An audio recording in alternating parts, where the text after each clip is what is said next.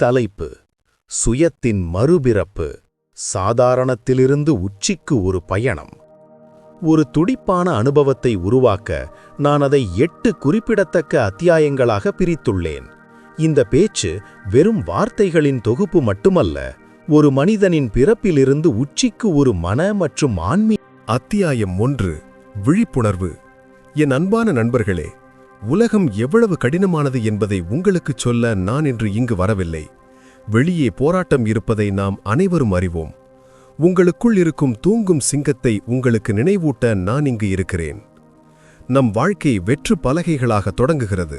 ஆனால் காலப்போக்கில் சமூகம், பயம் மற்றும் தோல்விகள் அவற்றின் சொந்த கோடுகளை வரைகின்றன.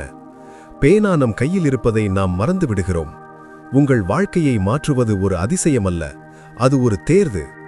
இன்று இந்த தருணத்தில் நீங்கள் நேற்றைய தோல்வியடைந்தவராக இருப்பீர்களா அல்லது நாளைய வெற்றியாளராக மாறுவீர்களா என்பதை நீங்கள் தேர்வு செய்யலாம். நினைவில் கொள்ளுங்கள், நீங்கள் உலகை மாற்ற விரும்பும்போது மாற்றம் வராது. உங்களை நீங்களே மாற்றிக்கொள்ள தைரியத்தை திரட்டும்போது மாற்றம் வரும். அத்தியாயம் 2: பயத்தின் உளவியல் மற்றும் அதை வெல்வது. மனித வாழ்வில் மிகப்பெரிய சங்கிலிகள் இரும்பால் ஆனவை அல்ல, மாறாக பயத்தால் ஆனவை. மக்கள் என்ன சொல்வார்கள்? நான் தோற்றால் என்ன செய்வது? நான் இதற்கு தகுதியானவனா? இவை உங்கள் உள்ளிருந்து உங்கள் திறனை அரிக்கும் கரையான்கள். பயத்தை வெல்வதற்கான வழி அதை புறக்கணிப்பதல்ல, மாறாக அதை எதிர்த்து நிற்பதுதான். பயத்தை நெருங்கும்போது அது சிறியதாகிவிடும். தோல்வி என்பது நீங்கள் உங்கள் பாதையை சிறிது மாற்ற வேண்டும் என்பதற்கான அறிகுறி மட்டுமே, நீங்கள் நிறுத்த வேண்டும் என்பதற்கான அறிகுறி அல்ல என்று ஆப்ரஹாம் லிங்கன் கற்பித்தார்.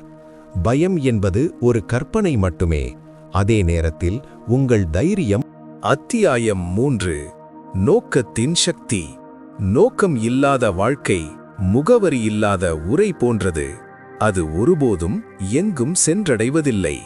உங்கள் ஏன் என்ன? நீங்கள் ஏன் காலையில் எழுந்திருக்கிறீர்கள்? வெற்றி என்பது பணம் சம்பாதிப்பது மட்டுமல்ல.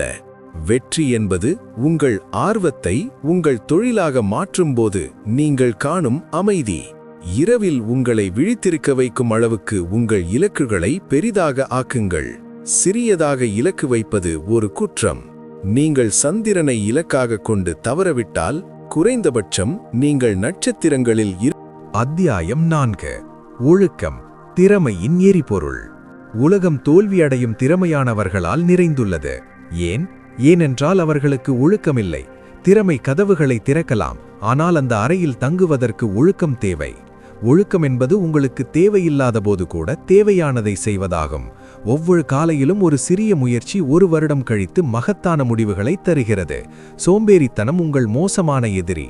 அது உங்களுக்கு இனிமையான விஷத்தை ஊட்டி உங்கள் இளமையை அழிக்கிறது. அத்தியாயம் 5: தோல்வி, வெற்றிக்கான முதல் படி. ஒவ்வொரு சிறந்த நபரும் தங்கள் மிகப்பெரிய வெற்றிக்கு சற்று முன்பு மிகப்பெரிய தோல்வியை சந்தித்திருப்பதை வரலாறு காட்டுகிறது. தோல்வி என்பது நீங்கள் மோசமானவர் என்பதை குறிக்காது, நீங்கள் முழுமையாக தயாராக இல்லை என்பதை குறிக்கிறது. தாமஸ் எடிசனிடம் 1000 முறை ஏன் தோல்வியடைந்தார் என்று கேட்டபோது அவர் பதிலளித்தார், இல்லை, மின்விளக்கு உருவாக்கப்படுவதை தடுக்க 1000 வழிகளை கண்டுபிடித்துள்ளேன். இந்த கண்ணோட்டத்தை ஏற்றுக்கொள்ளுங்கள். ஒவ்வொரு பின்னடைவும் உங்களை வலிமையாக்குவதற்காகவே. விழுவது மோசமானதல்ல, எழுந்திருக்க தவறுவது மோசமானது. அத்தியாயம் 6: சங்கங்களின் சக்தி. நீங்கள் அதிக நேரம் செலவிடும் 5 நபர்களில் நீங்கள் சராசரியாக இருக்கிறீர்கள். உங்கள் நண்பர்கள் மற்றவர்களை பற்றி மோசமாக பேசி சிறிய கனவுகளை கண்டால் நீங்கள் ஒருபோதும் மகத்துவத்தை அடைய முடியாது. நீங்கள் கழுகு போல பறக்க விரும்பினால் புறாக்களை விட்டுவிட வேண்டும். உங்களுக்கு சவால் விடும் மற்றும் உங்களை சிறப்பாக இருக்க ஊக்குவிக்கும் நபர்களுடன் உங்களை சுற்றி வையுங்கள். எதிர்மறையான நபர்கள் உங்கள் மன ஆரோக்கியத்திற்கு விஷம் போன்றவர்கள். உங்கள் எல்லைகளை அமைத்துக் கொள்ளுங்கள். நாம் படுக்கையில் இருக்கும் கோடீஸ்வரர் கூட ஆரோக்கியமான ஏழையை விட உதவியற்றவர் என்பதை நினைவில் கொள்ளுங்கள். உங்கள் உடலை ஒரு கோவிலைப் போல வணங்குங்கள். நேரத்தை பற்றிய கடுமையான உண்மை என்னவென்றால் அது கடந்து போவதில்லை, அது முடிவடைகிறது. இன்று நீங்கள் சமூக ஊடகங்களில் வீணடிக்கும் நேரம் நாளை உங்களுக்கு மிகப்பெரிய இழப்பை ஏற்படுத்தும். நேரத்தை மதிக்கவும், நேரம் உங்களை மதிக்கும். அத்தியாயம் 8: நன்றியுணர்வு மற்றும் மரபு. நீங்கள் வெற்றி பெறும்போது உங்களுக்கு பின்னால் இருப்பவர்களுக்கு ஒரு படிக்கல்லை விட்டு செல்ல மறக்காதீர்கள். உண்மையான மகத்துவம் பெறுவதில் இல்லை, கொடுப்பதில் உள்ளது. உங்களிடம் உள்ளதற்கு கடவுளுக்கும் உங்கள் பெற்றோருக்கும் நன்றியுடன் இருங்கள். நன்றியுணர்வுதான் செழிப்புக்கான கதவை திறக்கும் திறவுகோல். நான் செல்வதற்கு முன் இதை சொல்கிறேன். வாழ்க்கை குறுகியது, அதை சிறந்ததாக்குங்கள். மக்கள் உமிழ்களால் அல்ல, நீங்கள் செய்யும் மாற்றங்களால் நினைவில் கொள்வார்கள். முடிவு: உங்கள் புதிய பிறப்பு.